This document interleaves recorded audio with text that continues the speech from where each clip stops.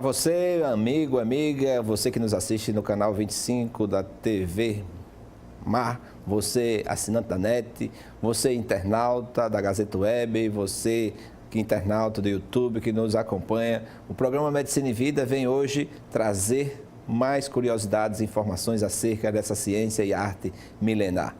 A medicina é uma ciência que busca a cada dia, a cada instante, vem com seu desenvolvimento científico se aprimorando para melhor servir você, primeiro, em mantendo a sua saúde e, segundo, curando suas doenças, também aliviando suas dores. Para isto, nós temos estes profissionais, discípulos de Hipócrates, pessoas que fazem da sua vida um hino sagrado em defesa desta. Nós, com este programa Medicina em Destaque, convidamos professores que se destacam, professores médicos, no nosso estado, no nosso país. E hoje não seria diferente, a gente tem a honra, tem o orgulho de trazer aqui o grande mestre, o grande professor José Maria Constant. José Maria, muito obrigado por estar aqui conosco no nosso programa Medicina em Destaque. Gerson, eu sou quem agradeço, porque é uma grande oportunidade de conversarmos sobre temas que nos interessam particularmente a nós profissionais e à população. E esse professor José Maria, ele é de que cidade do nosso estado? Palmeira dos Índios. Palmeira dos Índios, né? Ficou lá até que idade, professor? Até 14 anos, depois vim para Maceió e fiquei por aqui até hoje. Estudou em que colégio? Aqui no colégio, chamava-se Diocesano, que é o atual Colégio Marista. Foram 2 anos no Diocesano e 1 ano no Colégio Estadual, porque quando nós nos transferimos, eu e mais vários colegas, o curso do estadual era melhor do que o curso da escola particular. Que coisa. Era uma época que existia isso. A escola pública era melhor. Isso caiu, então, né? Para nós que queríamos fazer medicina, por favor, sem demérito para o diocesano, para nós que queríamos fazer medicina, o estadual tinha um enfoque melhor para essa área. E fomos para lá, eu e vários colegas. Mas quando decidiu fazer medicina? Decidi, Gerson, na verdade, para ser sincero, Sim. Quando eu descobri a minha inaptidão para matemática. Foi um dos grandes motivos. Você recorda, talvez no seu tempo não, mas no meu tempo de vestibulando, as disciplinas eram orientadas para cada curso. Por exemplo, medicina não tinha matemática, tinha pouca coisa de física, era mais química, biologia, uma língua, português e uma língua que a gente escolhia o francês, que era mais fácil de traduzir, né? Na verdade era uma tradução. Então esse realmente foi o grande motivo. Não apareceu nenhum anjo assim em sonho, eu não fui inspirado por nenhuma fada, faça medicina, será a sua vocação. Não, basicamente foi isso. E outra coisa interessante, eu morava numa pensão, meus pais no interior, e nós vim para cá estudar, fazer o chamado 2º grau, e na pensão que eu morava tinha muito estudante de medicina. Eu acredito que aquela convivência teve uma certa influência também na minha decisão. O fato é o seguinte, é que eu nunca me arrependi. Acertei, graças a Deus, acertei com a minha vocação. Às vezes eu digo que está lá em Eclesiastes, toda medicina vem de Deus, e às vezes a gente pergunta por que você escolheu fazer medicina, e a resposta é melhor, se é de Deus, não foi eu quem escolheu. Não é? Escolhi, meu grande motivo foi esse. Ainda ontem eu estava conversando com o filho, pedindo que ele me explicasse qual é a utilidade que tem o pi. Eu não consigo entender. Eu sei que matemática é uma coisa fantástica, 3.14, eu não tenho aptidão. O sujeito que um dia inventou o conceito do zero é uma coisa fantástica, né? A matemática é abstração, você tem que... Eu nunca consegui acompanhar aquele ritmo, e daí foi a grande motivo. Química, física, biologia, português, francês. Não. Vestibular de engenharia, muita matemática, eu não tinha condições não. Lá está o professor aprovado. E aí, como é que nasce essa sede, essa vontade da infectologia e essa paixão que perdura até hoje e acredito que as coisas na minha vida, Gerson, nunca foram muito dramáticas, são suaves, né? São simples. Eu morava na época na casa do estudante universitário e um colega que também morava lá, que você conhece, Antônio de Pádua lá da Viçosa, Antônio de Pádua Medeiros de Carvalho, tinha ido morar mesmo no hospital, então o Hospital Constância de Góes Monteiro. O hospital mantinha 3 vagas para estudantes. Pádua foi para lá e não gostou. sobretudo porque naquela época o Trapiche, a solidão era muito grande. E ele tinha perdido a vaga na casa do estudante. E desesperado para voltar para a casa do estudante, ele perguntou se eu gostaria de ir para lá para o hospital e eu topei. Então, casualmente, eu bati com os costados lá no hospital Constâncio Góes Monteiro, que hoje chama-se Elvio Alto, e lá eu encontrei o gosto pela medicina. Até então eu era um aluno meio, digamos, blasé, como diz o francês, meio frio. E lá eu encontrei uma satisfação muito grande, me encontrei realmente com o curso de medicina, principalmente pela presença de 2 grandes professores que existiam naquela época lá. Um deles, com certeza, você conheceu, o professor Elvio Alto. Muito, foi meu professor. E outro professor fantástico também, que trabalhar com o doutor Elvio Alto, o professor José Casado Valente de Lima. Então eu tive esses 2 grandes mestres que me orientaram e me fizeram tomar gosto pela profissão, pelo curso. Então eu estudei com a infectologia, com as doenças sexuais, dessa maneira casual, uma troca de vaga com um colega. E dei bem lá. Professor, como é que tem se comportado essa infectologia ao longo dos 40 anos aí? Boa pergunta, porque eu aproveito para lembrar uma ocasião quando eu fazia 6º ano de medicina, estava lá no corredor do Hospital Constâncio Góes Monteiro, e o professor José Casado, ele me perguntou, menino, ele me chamava de menino, tempo bom, né, que eu era menino. Menino, o que é que você vai fazer? E eu disse, eu gostaria de fazer doenças infecciosas. Você é louco, isso vai se acabar. Os antibióticos, as vacinas, daqui a pouco não tem mais o que cuidar. E as doenças foi a também? única vez que eu vi o doutor Casado fazer um prognóstico errado, porque ele tinha uma clareza muito grande, as análises dele sempre foram muito boas. Foi a primeira vez que o Zé Casado errou. Naquele tempo eu achei até que ele estava certo. E hoje o que é que a gente vê? Tudo voltando. Tudo voltando. Tanto que eu digo sempre, hoje eu me sinto mais tropicalista do que infectologista. Porque as doenças tropicais estão aí para nos infernizar a vida, né? E as principais doenças tropicais hoje que infernizam a vida desse povo? Bom, nós temos uma que nem gosto do nome dela, que é um nome assim obsoleto, um nome antiquado, devia talvez até mudar o nome, ficar um nome mais atualizado. Febre amarela, repare só, é uma desmoralização. Como se a febre tivesse cor, né? É uma desmoralização. Não, é um nome antigo, aquela coisa, eu acho assim, meio superada. Bom, mas brincadeiras à parte, eu acho uma desmoralização, uma doença que foi extinta praticamente, que ficou restrita a uma determinada região do Brasil. E aí talvez seja o nosso grande problema. Nós passamos algum tempo, como se diz no hino nacional, dormindo em berço esplêndido. Pensando o seguinte, febre amarela é problema da região norte e centro-oeste. Só vai ter problema com febre amarela quem morar lá ou quem for para lá. E o que é que nós estamos vendo hoje? A doença se expandiu, só 6 estados brasileiros não têm casos de febre amarela. Os demais todos têm, em maior ou menor concentração. Isso se atribui a quê? Quais são os 6, antes que a gente faça a sua resposta? Sergipe, Alagoas, Pernambuco, Paraíba, Rio Grande do Norte e Ceará. Acabou. O resto tem. Tem. A que é que se atribui isso?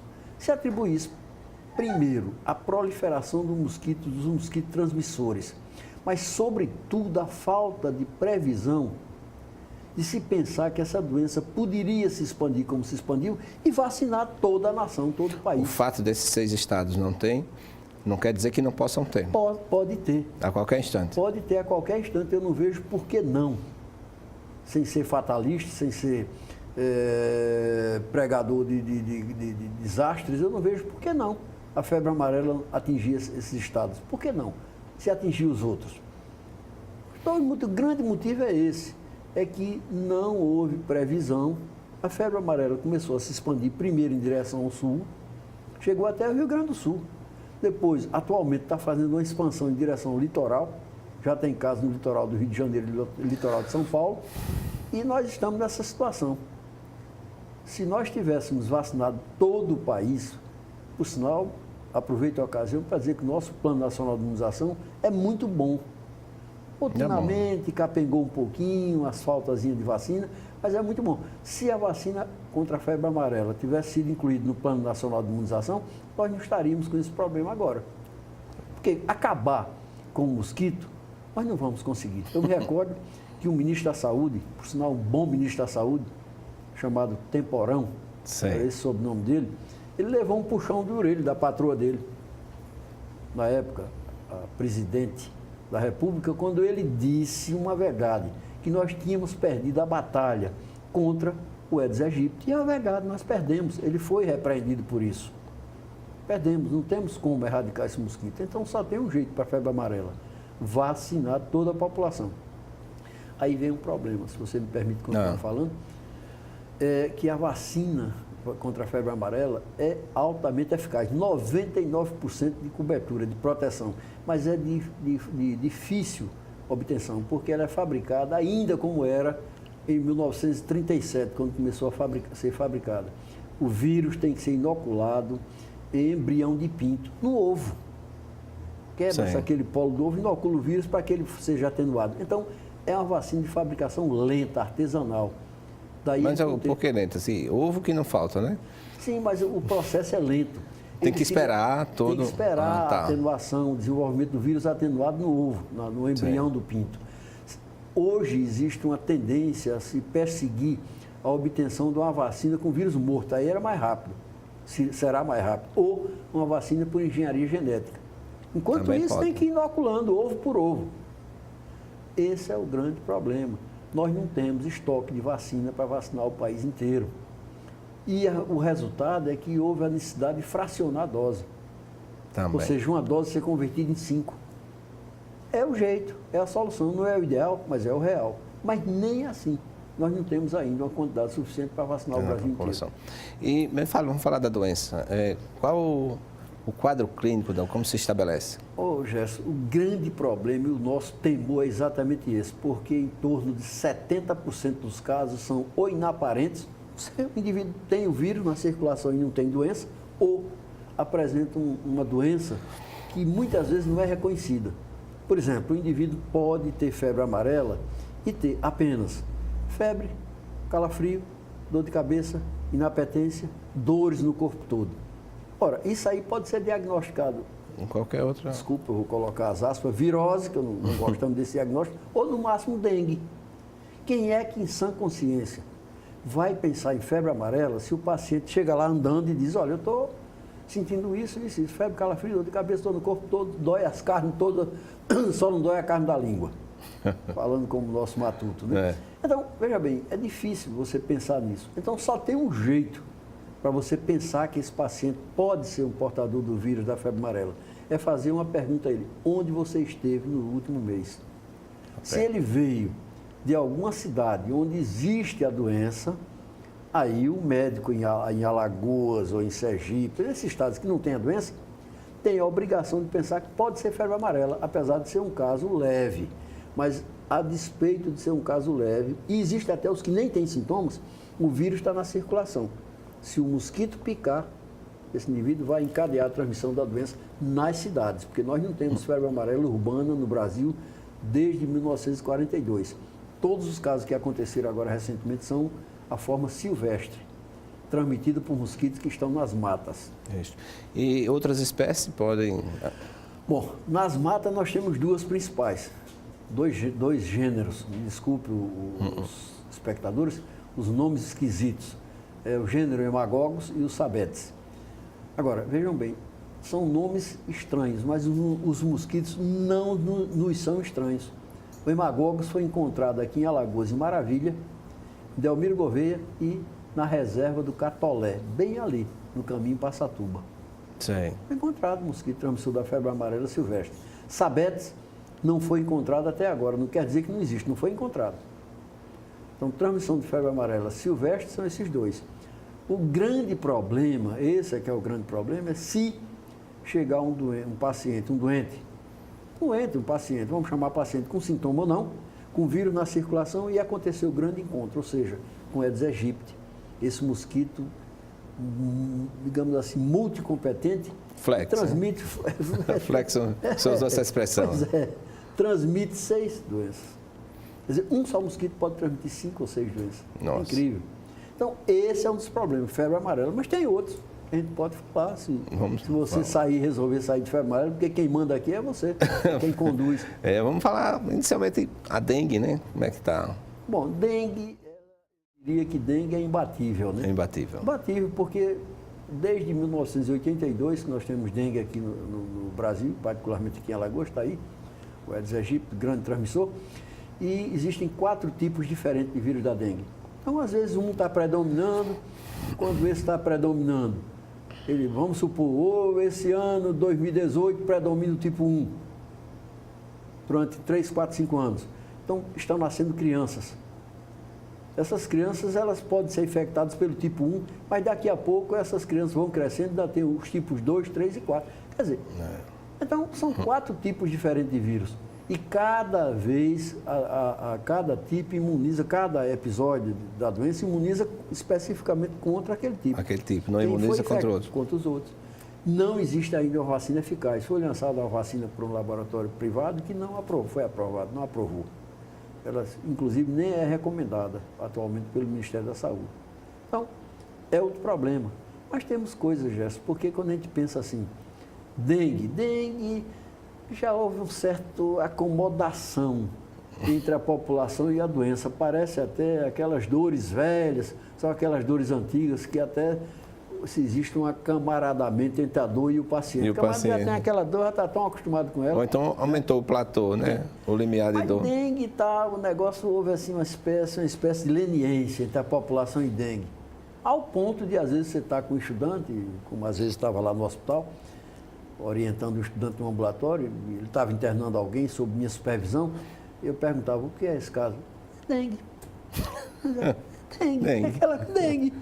Agora, veja bem, mas tem coisa por aí que, se a gente falar, pensa até que nós estamos que nem aquela caixa de Pandora, né?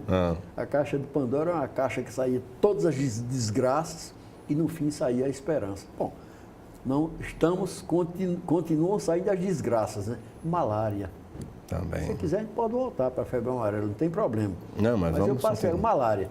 Uma doença que parece estranha para nós. E já foi uma doença endêmica aqui no estado de Alagoas. Cada vale de rio no estado de Alagoas, nos anos 30 do século passado, tinha malária. Você saía daqui, por exemplo, para Paripoeira, se o carro quebrasse no caminho de noite, você talvez contraísse em qualquer valezinho de rio por aí. Malária foi praticamente extinta aqui na nossa região, não tem. Só que ela continua existindo na região amazônica. Aí vem o lado ruim da coisa. O estado de Alagoas tem mosquito transmissor da malária em cerca de 60 municípios, os 102. 60 municípios alagoanos tem aproximadamente, pode ser até mais, menos não é. Tem um mosquito transmissor da malária, inclusive Viçosa.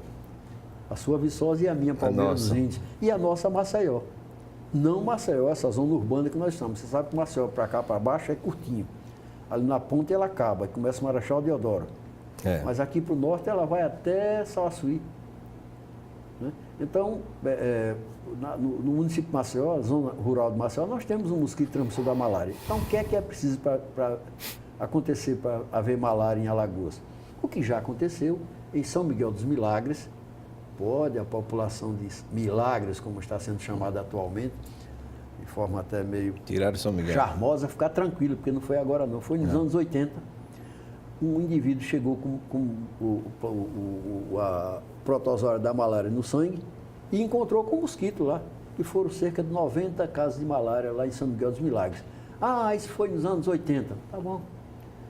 O Espírito Santo está vivendo agora esse mês, viveu agora nesse mês de agosto, um surto de malária no estado do Espírito Santo.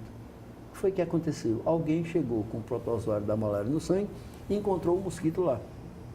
Então, nós tivemos, parece que, cerca de 75 casos de malária em 2 municípios do Espírito Santo. Já pensou? Então, é outro problema, é a coisa voltando.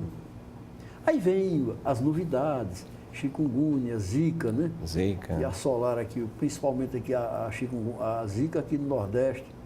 Doença transmitida por mosquito. Como é que está a zika? Bom, aí é que está. Ela está. Parece não estar, mas está. Zika e chikungunya, os vírus só tem um tipo. Então, em outras palavras, quem tem a infecção pelo vírus Zika, fica imune, acabou-se. Nunca mais vai ter. Quem tem infecção pelo vírus chikungunya, também só tem uma vez, nunca mais terá. Ora, essas doenças elas se expandiram aqui, em 2014 em diante, aqui no Brasil, e particularmente aqui no Nordeste, até porque elas chegaram. Zika chegou ao Nordeste, chegou ao Brasil, no Nordeste. Possivelmente... De onde? Do Tahiti. Tahiti, Polinésia Francesa. Possivelmente uma equipe que veio participar de um campeonato de canoagem, veio com vírus na circulação. E aqui o mosquito existia, foi feita a conexão. Aí há de se perguntar, então como é que o sujeito veio doente participar de um campeonato de canoagem? 60% dos portadores do Zika vírus não têm sintomas. Eles vieram com toda aparente saúde, mas tinham vírus na circulação. Então o que aconteceu?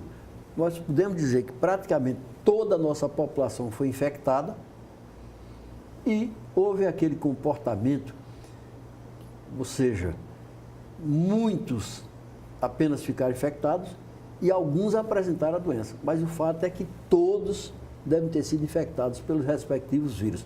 É mutatis mutandis, fazendo aquela comparação, se me permite, do reino dos céus. Muitos são chamados, poucos são os escolhidos, né? O pessoal no interior, que sempre gosta de... No folclore, diz que a entrada do reino do céu é como um funil, com a boca bem grande, né? As almas enchem aquela boca do funil, fica tudo animado, acha, não, vamos todo nada. Só passa de uma por uma lá naquele cilindrozinho que tem lá embaixo. E outras transbordam e caem para um lugar bem quente, luminoso, que a gente já sabe qual é, né? Então, brincadeiras à parte, a infecção pelo Zika vírus e chikungunya é isso. Muitos são infectados. Poucos adoecem. Sintomas. Então, o que aconteceu aqui na nossa região? Todas as pessoas, vamos dizer assim, foram infectadas, todas estão imunes, a doença se acabou de jeito nenhum. O vírus ele é capaz de infectar, o da dengue só infecta seres humanos, mas o vírus chikungunya e Zika, ele é capaz de infectar animais também. Então, entre as epidemias, o vírus se mantém no ambiente infectando animais. Só que as crianças estão nascendo. Então, a nova camada populacional apareceu de 2014 para cá. E esses meninos não estavam imunizados. Não foram imunizados pela doença. E não existe a vacina. Então, a doença vai voltar, com certeza. Daqui a 2, 3 anos, teremos novamente Zika, chikungunya. Que sugestão daria, professor? Vacina, tem que ser. Rapidinho. Não tem outro jeito. Essas doenças transmitidas por mosquitos não tem solução senão a vacina, porque nós não vamos conseguir acabar com o mosquito. Conseguimos uma vez em 1970. O Brasil acabou com o Aedes aegypti. Foi uma das poucas virtudes do governo ditatorial da época, né? Acabou com o mosquito. Só que países vizinhos não conseguiram acabar. A Bolívia não acabou, o Paraguai não acabou, países do Caribe não acabaram. O mosquito não tem nacionalidade, né? Voltar. Muito bem. Outra que nos chama a atenção com relação aqui é a questão da raiva, né? Nossa situação é boa. Alagoas é interessante, a gente às vezes parece que fica até acanhado da notícia boa, né? A nossa situação não é só com raiva, com sarampo também é muito boa. A situação de Alagoas. Nós não temos casos humanos de raiva desde 2006. O último caso foi em 2006, raiva no município Marechal Deodoro, raiva transmitida por morcego. Sei. Nosso trabalho está bom. Eu digo nosso porque é uma equipe nesse rol que conversa, que orienta estudantes, etc., e colegas sobre a prevenção. Está boa. E outra doença que nós temos uma situação privilegiada, espero que todas as equipes de saúde do Estado se empenhem em manter essa situação, é sarampo. Nós estamos há 18 anos sem sarampo, comprovado no estado de Alagoas. Quanto o norte lá do Bahia já começou. O norte está desgraça. Não é só o norte, Gerson. Pernambuco e Sergipe tiveram caso de sarampo. Bahia recentemente também. Está aí. Uma imagem de uma criança com sarampo. Né? E essa história? Essa aí é uma imagem, né? Essa imagem de uma criança com sarampo, que não dá uma ideia exata do que seja, mas veja que essa criança tem o rosto coberto por manchas vermelhas, está lacrimejando. Se nós tivéssemos uma aproximação maior, viríamos se essa criança tem catarro nasal. Se fosse um filme, não uma imagem parada, essa criança poderia tossir. Então, sarampo é uma doença, e é uma doença grave, complica. Mata. Morreram pessoas agora recentemente no norte. Então, você repare bem qual a situação do norte do Brasil. Bom, vamos começar. O problema começou no momento em que os venezuelanos fugiram da miséria que está acontecendo lá no seu país e migraram para o Brasil, entraram lá em Roraima, né? em duas cidades mais importantes, Pacaraima, que fica bem na fronteira, e Boa Vista. Muito bem. E aí, pronto, foi a desgraça. Os venezuelanos, o trabalho de vacinação lá, como outros tantos, não está sendo feito corretamente, nem a contento. O país está numa situação de inflação terrível, né? Pobreza, falta de tudo. E aí os venezuelanos trouxeram o sarampo para o Brasil. A culpa é dos venezuelanos? Não. A responsabilidade é das equipes de... Eles trouxeram, tudo bem. Eles são vítimas. Mas a culpa é ou a responsabilidade, eu não gosto dessa palavra, culpa. A responsabilidade é das equipes de saúde dos estados de Roraima e do Amazonas que não mantiveram a cobertura vacinal. Se as crianças ou as pessoas lá dos estados de Amazonas e Roraima estivessem vacinadas, nada teria acontecido. Eu ilustro muito essa situação com o que me aconteceu em Palmeira dos Índios, em 1954, por aí assim. Nós tínhamos, meu pai tinha uma pequena propriedade e tinha um empregado que morava na nossa casa. Esse camarada era de Águas Belas, longe que só, sertão. Era já um sujeito assim de 19, 20 anos, e ele era de Águas Belas. Não tinha referência em Palmeira dos Índios, só a nossa família. Eu não sei como ele chegou lá, era um rapaz bom e tal, nós gostávamos dele. Esse rapaz contraiu, sabe o quê? Varíola. Nossa. E meus pais ficaram moralmente na obrigação. Naquele tempo não havia como internar, a não ser que mandasse para cá, para Maceió. Estrada de terra. Aliás, nem tinha estrada de terra precária. Cheia de catabio. No catabio. E a viagem era feita de trem, 8 horas de viagem. Não tinha como mandar esse rapaz para Maceió, para o hospital de isolamento, que era o Constâncio Góes Monteiro. E esse rapaz foi tratado na nossa... Não tinha como mandar para casa, Águas Belas. Ele foi tratado de varíola doença altamente contagiosa. Na minha casa, eu me lembro dele. Foi o único caso de varíola que eu vi. Ninguém pegou. Por quê? Porque todos nós éramos vacinados. Então, o que está acontecendo lá no norte é descuido, é baixa cobertura vacinal, que também está acontecendo aqui no estado de Alagoas, pelo menos 2 municípios. O Ministério da Saúde, recentemente, publicou uma lista de cerca de 314 municípios brasileiros onde a poliomielite poderia voltar.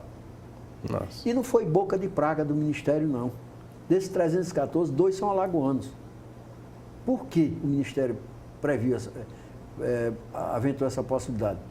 Porque esses 314 municípios, inclusive 2 alagoanos, estavam com a cobertura vacinal para paralisia infantil, poliomielite em 30%. Isso é um escândalo. Como os 30%? 30% da população das crianças eram apenas 30% da população. Pensei que a vacina... Não. Estava com a várias cobertura, doses. Então, explicando de uma forma que seja mais compreensível para os espectadores, os nossos ouvintes. Nesse município, de cada 100 crianças, só 30 estavam vacinados contra a poliomielite, contra a paralisia infantil. Isso é um absurdo.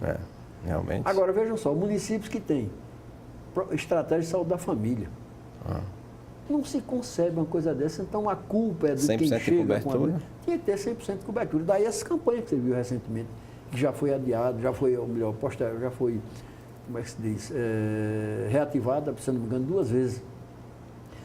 Paralisia infantil, poliomielite, também é uma doença que nós temos numa situação boa, não só Alagoas, como o Brasil. É uma doença que foi praticamente terrível.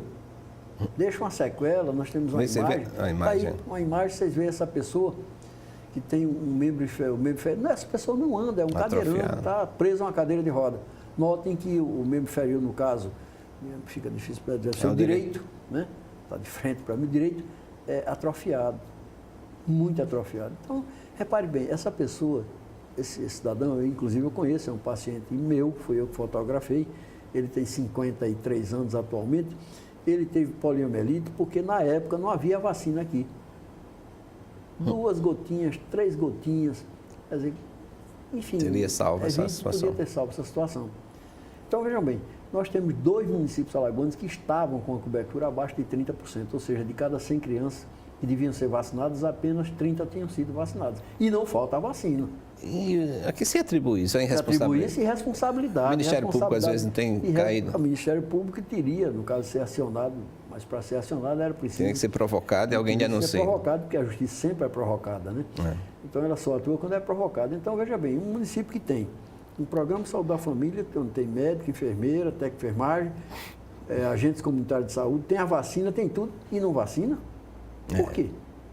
Aí vai botar a culpa em venezuelano que chegou doente? Eles são os migrantes, são a vítima. Nós temos que ter compreensão que esse povo está entrando, está fugindo.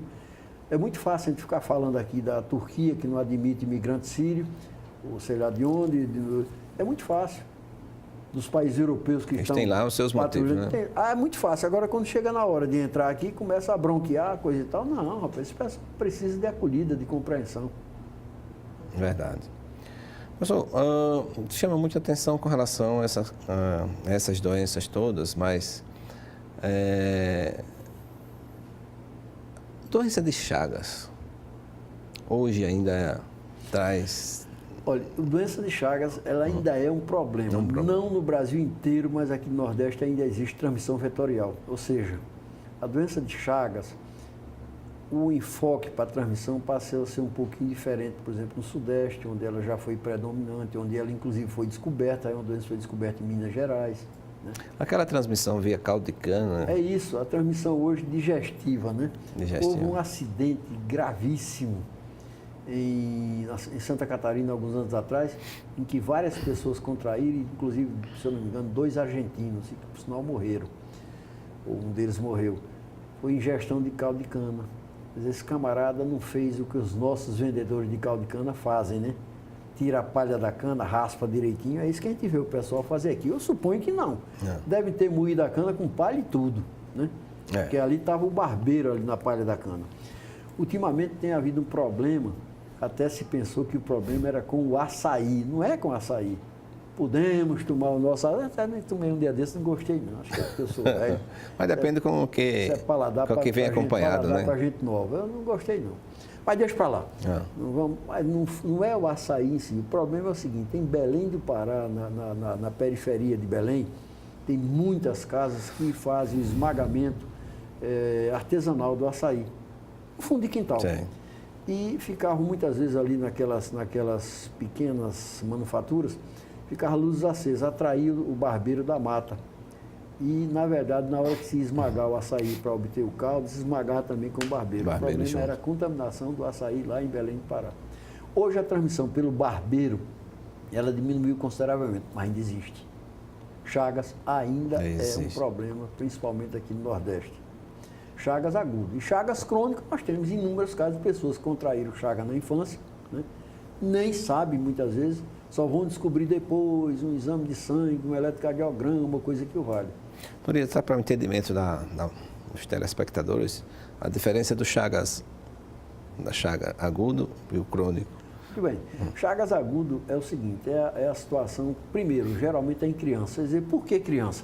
Porque o barbeiro não vai dispensar uma criança. Não, vou deixar para picar esse bichinho quando ele crescer mais. Vai, né? Ele encontra uma criança dormindo, ele pica. Então é muito comum em criança. É uma fase, acontece cerca de 4 a 14 dias depois da picada do barbeiro e a criança vai apresentar uma doença febril, que muitas vezes não é identificada, às vezes nem pelo médico. Abre aspas, virose. Virose. Então aparece febre, dores gerais, sempre as febres sempre se fazem acompanhar, né? Gânglios, as adenopatias, gânglios, muitas vezes o baço cresce um pouco, o fígado também.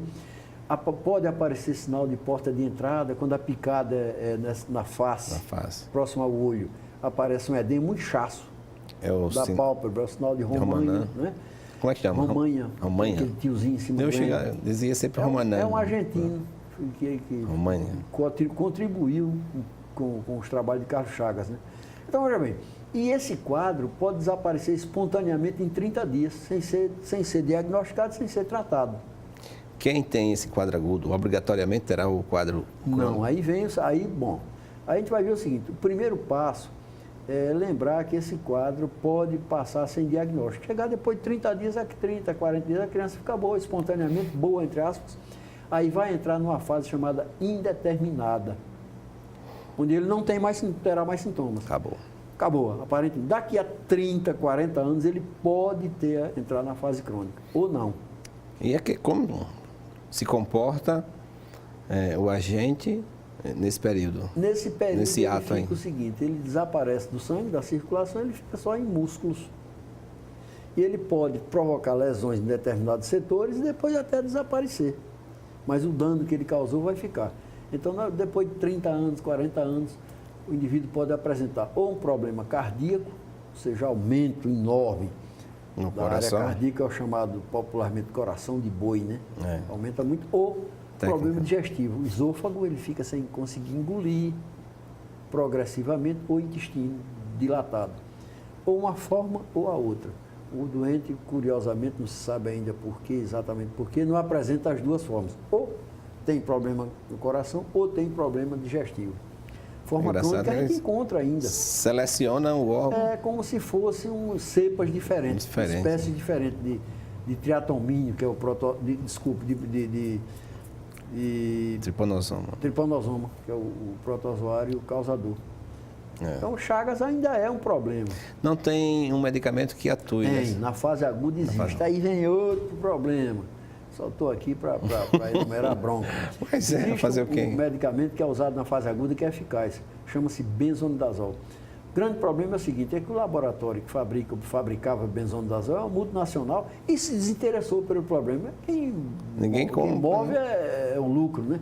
Isso é doença de pobre. Pobre não compra isso. Então, resultado. O laboratório ele não entregou a patente, ele entregou a matéria-prima que tinha, todo o benzonidazol que ele tinha como matéria-prima, entregou ao LAFEP, que é o Laboratório Farmacêutico de Pernambuco. Sei. Então, atualmente, o que nós temos de benzonidazol no Brasil não, na América Latina. É mesmo. Mas na América, né? Porque Chagas é uma doença, daqui a pouco eu falo um pouquinho sobre isso.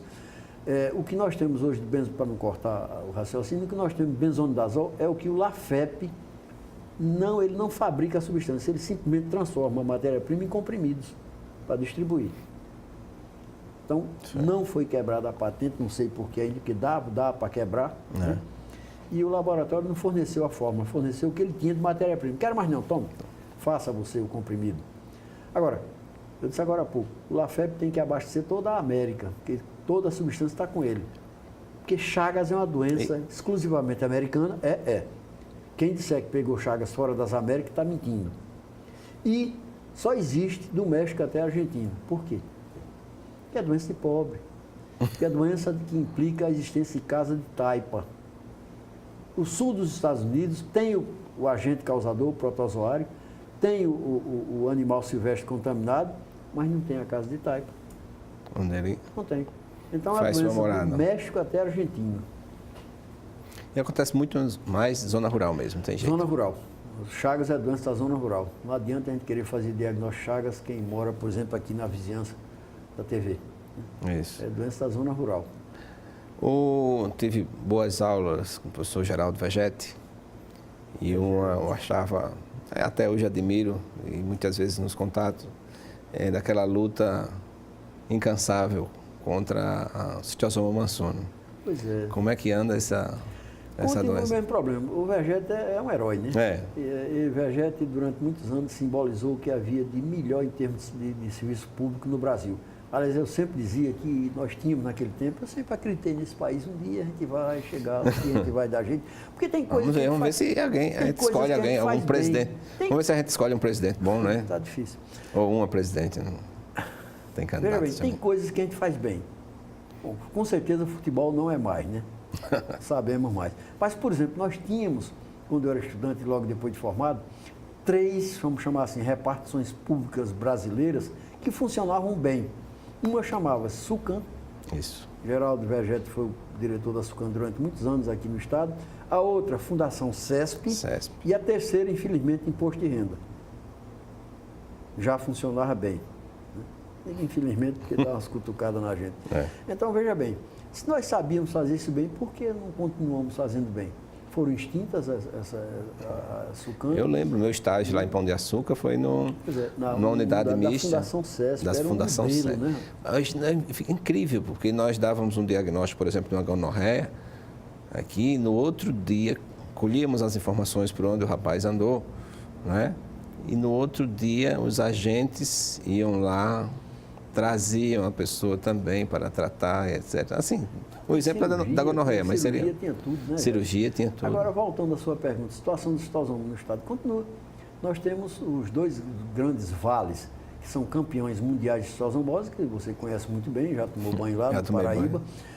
O Paraíba, né, que começa lá em Quebrangulo e desce, Paulo Jacinto Viçosa, Atalaia, e termina desaguando na Lagoa Manguaba. E outro vale importante que é o do Rio Mundaú, que entra lá, acho que em aquela cidade, meu Deus, acima de União dos Palmares. Esqueci agora. Colônia não. Esqueço. Colônia?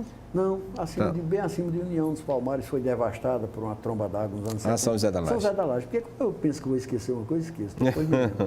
Então entra ali em Laje, desce, vai deságua aqui no Mundal. São os dois grandes vales. Aliás, se diz que, na realidade, a maior contaminação do cistosoma não está no próprio Paraíba, e sim nos pequenos afluentes, né? E o fato é que são essas duas grandes bacias. Mas não existe só nessa região. São dois grandes vales de rio. Todas as cidades aqui que são cortadas por esse rio são cidades que têm cistosomose. Nós temos em outras cidades, inclusive tivemos aqui, anos atrás, aqui dentro de Maceió. Aonde? Bom, isso é folclore, não tem mais, né? Num riacho chamado Gulandim, onde hoje está o shopping Maceió, tinha um riachinho, tinha ali cistosoma ali. E ali, bem perto do mercado, tinha um riachinho ali por trás de uma igreja batista que tinha cistosoma aqui dentro de Maceió. Era lá no Trapiche, né? Trapiche também já foi encontrado.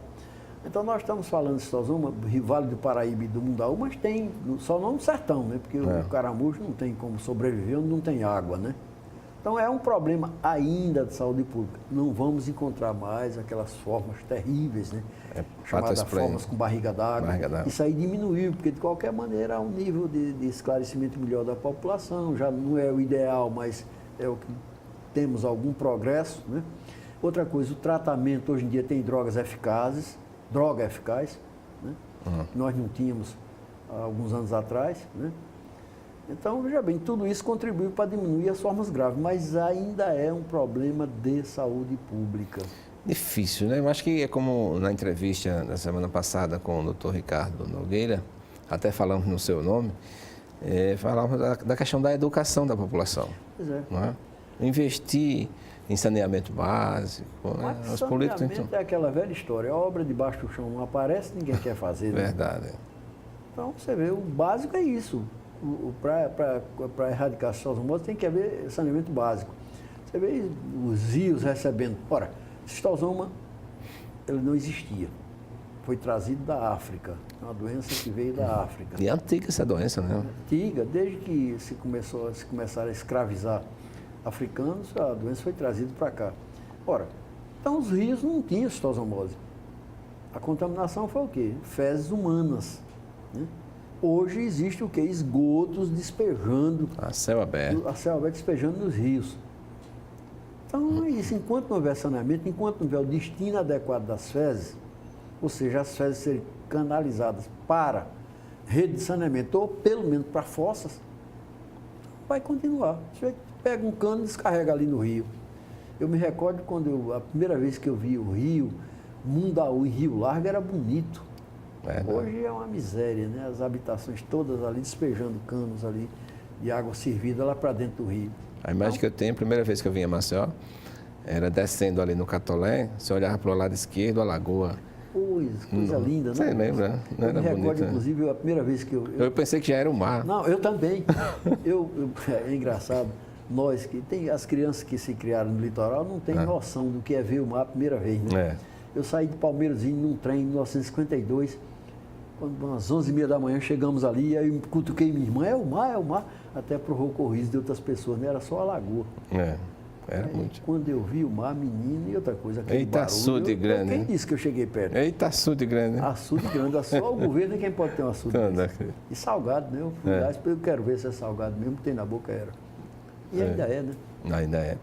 Professor, fatos pitorescos na atividade, eu acredito que tem muitos. Às vezes cita assim em sala de aula, com a questão da infectologia, né? Tem muita coisa engraçada. Tem um bocado, né? Se for lembrando, vai poder contando. Assim, tem coisa engraçada de paciente, tem coisa engraçada de aluno. De médico, de aluno, do professor, né? Também. De professor também, claro, não se pode deixar de... No momento agora, se eu for pensar direitinho, rapaz, não estou tentando me lembrar. Eu me lembro de uma coisa muito engraçada. Talvez isso não possa interessar aos espectadores, mas você há de entender. Certa vez o doutor Evo dando aula sobre Cão Raivoso, sobre raiva. Eu já ia perguntar sobre raiva. Uma raiva está controlada, eu disse a você, nós não temos caso humano de raiva desde 2006. Aí o doutor Elvio disse o seguinte, que o cão raivoso, ele tinha uma paralisia ocular, de músculos oculomotores. Sim. Por isso, e outra coisa, ele tinha uma queda da pálpebra. Ficava, como diz nosso povo, com a capela baixa, a capela do olho. Capela do olho. Por isso o cão raivoso, ele olhava assim, de baixo, né? De baixo para cima, ele olha o olhar dele assim. E o doutor Elvio fez uma comparação muito assim, consentânea com a idade dele, com a época dele. Ele disse que o cão raivoso tinha um olhar de conquistador. Olha. Havia aquele protótipo do cara conquistador, que era aquele camarada, o galã, né? Que tinha que fumar, que era interessante, o cara fumando. Geralmente um pé assim no poste, chapéu, e passava aquela mocinha, ele olhava assim, aquele olhar de mormaço, sabe? Se chama de olhar 49? 49, uma coisa assim, rotação, 45. 45. Porque tinha os discos de 45 rotações e 33 que era mais lento, né? Olhar de 45. Bom, passou. Uma aula posterior, ele falando sobre Calazar, veja bem, ele disse que o indivíduo tinha um olhar de conquistador. Falando sobre leishmaniose visceral, Calazar, ele disse que o doente de Calazar desenvolve uns cílios longos, é verdade. Fica com aqueles cílios longos, seria até bonito se não fosse trágico, né? É uma doença grave, mata. Muito bem, chega numa prova final, um aluno aperreado, a questão é a seguinte, descreva o quadro clínico de um doente de leishmaniose visceral, que era aquele cara do cílio longo, né? E o pobrezinho do aluno aperreado, a gente entende, né? Prova final, precisando dos pontos, colocou, escreveu lá na prova, o doente de leishmaniose visceral de Calazar misturou as coisas. Sim. Apresenta um olhar de cachorro paquerador. Olha, misturou duas vezes. Misturou tudo todo. É o que chama samba do crioulo doido, né? Você conhece aquele samba do crioulo doido, e o sujeito disse que foi proclamada a escravidão, misturava tudo. Dona Leopoldina virou trem, Dom Pedro é uma estação também, e por aí vai. É muito interessante. É muito interessante. Se eu não me engano, é do Estamos lá, o Ponto Preto. Não tenho certeza, mas parece que é. Tem uma história também de um aluno, você pega o triponossoma, coloca lá, isso aí é macho ou é fêmea? Aí o aluno, macho, e acertou. Disse, por que isso? É o jeitão deles. Pelo jeitão. Tem outra engraçadíssima, essa não é nossa aqui. Essa quem nos contou foi um colega que cursou lá em Belém de Pará, isso é lá de Belém. Ele tinha um colega que é aquele que não estava no dia do Pentecostes. Ou seja, quando o Espírito Santo chegou, que iluminou as cabeças todas, esse rapaz não estava presente. Ou então estava com capacete. Ou estava de capacete, não deu para Luiz chegar dele. Enfim, era um camarada que ou não estudava, ou não aprendia com facilidade, e por isso ele era já heptapetente, qualquer coisa assim.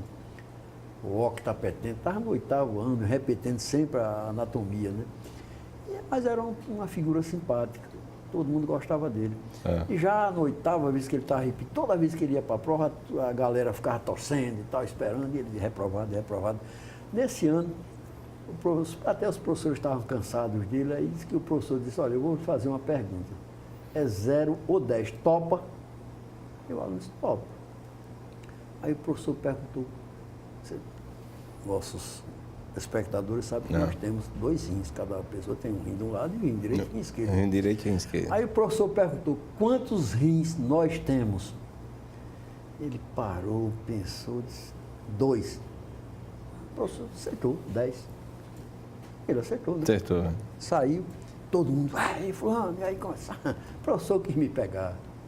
Quantos rins nós temos? 2. Eu um, ele outro. Nós temos. Então são as coisas engraçadas. Que a gente lembra assim, que não deve ser engraçado para quem não está vendo, é engraçado para nós. Exatamente. E tem uma das questões da chikungunya, né? Um casal de idoso. E o cara meio largadão lá e a mulher estava com chikungunya. E cheia de dores. Ele pensou que aquilo seria mais. Aí disse. Além dessa dor, uma dor torácica também. Ela, 3 horas da manhã, disse, meu velho, Jesus, tá me dando uma coisa. Aí ele disse, receba. Passaram-se mais uma meia hora, disse, meu velho, é uma coisa ruim. Eles devolvam. Imagina o cuidado que o cara tem. Sujeito ausente. Sujeito ausente. Mas a propósito do Ricardo, na entrevista da semana passada, ele disse uma coisa interessante, e eu assisti, sobre um colega que certa vez censurou uma pessoa, disse, uma pessoa velha como você é para sentir dor mesmo, coisa e tal. É isso. É uma coisa horrível, né? Uma atitude desumana, né? Uma atitude, mas nessa história toda tem uma coisa engraçada, e eu falo eu sou velho. Com propriedade, né? Eu só falo com propriedade porque eu sou velho, não adianta, sabe? Não vem com essa história que eu sou melhor idade, porque não é. Não é a melhor idade. Sempre tem as dores. É claro, não é a melhor idade. Terceira idade, isso é besteira, me diga logo, eu sou velho. Só não concordo com aquele troço que tem em alguns estacionamentos de supermercado, aquela imagem do velho curvado, com a bengala, com a mão aqui se acabando, porque eu não vivo assim, né? Mas sobre essa questão de dor e idade, tem uma coisa engraçada de um colega nosso, chamado Alceu Pimentel, você conhece? Muito. Alceu diz o seguinte, olha, depois de 60 anos, se você se acordar e não sentir dor, é porque você morreu durante o sono. Não tem mais dor. Não tem mais dor. Professor, nossa medicina, alguém sempre acompanha a evolução e tanto, e principalmente a construção de hospitais, né, para atenção à saúde e o crescimento populacional, mas já chegaram aos nossos ouvidos, né, o fechamento do HDT. Já chegou em seus ouvidos essa história? Não, ele chegou nos ouvidos, não. Chegou nos ouvidos, na visão, chegou em todo canto, porque ele fechou há 2 meses atrás. 2, 3 meses atrás, se não me engano. Uma coisa inusitada, nunca tinha acontecido. Mas fechou? Fechou. Ficou mantendo os pacientes que estavam lá dentro e não estava internando mais. Porque faltou tudo, faltou luva, faltou tudo. O hospital chegou a fechar. Sempre fiquei desatualizado, acho, com outras preocupações. 3 meses atrás, 3, 4 meses. Professor Ricardo, já você faz tanta coisa, fechou. Mas esse é o mal de quem faz tanta coisa. Mas manteve os pacientes que estavam internados, porque tinha um compromisso, e não internou mais. Entendeu? Passou alguns dias, não chegou a muitos dias, não. Porque faltava tudo, faltava luva, faltava medicamento, faltava tudo. Bom, recentemente você sabe o seguinte, houve até uma coisa que eu achei uma expressão que realmente eu não... Alguém falou de que o hospital seria cachorro de 2 donos, porque, na verdade, o hospital hoje é da alçada da Uncisal, mas pede socorro à CESAL, que é a Secretaria de Saúde, né? Que realmente é quem dispõe, que mandou verbas para lá, mas continua o problema, continua as dificuldades. E de onde verdadeiramente vem? Não, o hospital... A verba, onde vai a verba? Eu não sei. É vinculado a Uncisal, né? Uncisal, um hospital da Uncisal. Pronto, então a Uncisal é o principal gestor. Gestor e mantenedor. Mas a Uncisal alega que não tem dotação suficiente e recorre à Secretaria de Saúde. Secretaria de Saúde, que por sinal já mandou dinheiro para lá. Aí fica essa dualidade, né? A Secretaria alega que mandou, a Uncisal alega que não é suficiente. E nisso, você sabe o seguinte, que a realidade dos hospitais públicos alagoanos atualmente é precária. Não é só o Elvo Alto, não. É também a unidade de emergência, grande hospital. Aquele hospital ali, rapaz, é com que a nossa população conta. Com toda a precariedade. Eu sempre disse, um acidente, uma coisa comigo, me leve para lá. Minha família sabe disso, me leve para lá. Porque ali estão os melhores. Exato. E preparados e disponíveis. Né? E aqueles profissionais são os heróis. Entendeu? Eu considero assim. Você tem uma maternidade de Santa Mônica, que é uma unidade extremamente essencial em gestação de alto risco. Em Portugal Ramalho, todos estão em dificuldades. Agora, voltando... Isso, quais as consequências? Voltando ao Hospital Elvo Alto, aí tem uma questão. Eu citei apenas uma coisa acidental. O hospital fechou um dia desse. Existe um pensamento, infelizmente, inclusive um pensamento na área médica de que aquele hospital devia ser fechado ou transformado no hospital geral. Isso é uma coisa velha, antiga. Você talvez não se lembre que nos anos 70 começou a construção do hospital geral, lá na frente onde fica o prédio do HDT, do Hospital Elvo Alto. E só fizeram a carcaça, ficou lá a carcaça de concreto, você se lembra disso? 2 andares somente. Aquilo ali era um hospital geral, 5 andares, E nós, não digo nós, porque naquele tempo eu trabalhava lá no hospital, nós seríamos apenas um andar. Então, continua esse pensamento de que não há necessidade de um hospital específico para doenças infecciosas e que deveria ser um hospital geral e existiria um andar, digamos assim, para as doenças infecciosas. Ora, o que nós estamos vendo hoje não é consentâneo com essa ideia. Nós estamos vendo o quê? HIV. Os pacientes infectados pelo vírus HIV, dependendo daquele hospital, né? Principalmente quando adquire doenças... E uma população muito alta, né? Outra coisa, o retorno dessas doenças graves, o aparecimento de chikungunya, zika, malária se expandindo, tuberculose, retornando. Tuberculose hoje é um problema, continua uma doença antiga, hanseníase. Estão pensando que hanseníase não existe? Hanseníase, essa doença que a gente chama de hanseníase, é um eufemismo para não chamar lepra. Nós tivemos no ano passado 480 casos novos de hanseníase em Alagoas. Isso é uma estatística vergonhosa. Tá, são casos que não precisaram ser internados. É a chamada lepra indeterminada, né? Sim. Dá para tratar em casa. Mas essas doenças continuam presentes. E os riscos, né? De contaminação, então, e ninguém vê um trabalho mais eficaz com relação a isso. Necessidade de um hospital especializado. Tem que ter. Tem a menor dúvida. Será um absurdo se um dia aquele hospital for fechado ou convertido na ala de um hospital geral. Porque Porque às vezes lá vão colocar um profissional não especializado para dar um plantão naquela área que é especializada. É um dos problemas. O outro problema é o seguinte, que o hospital ele é deficitário.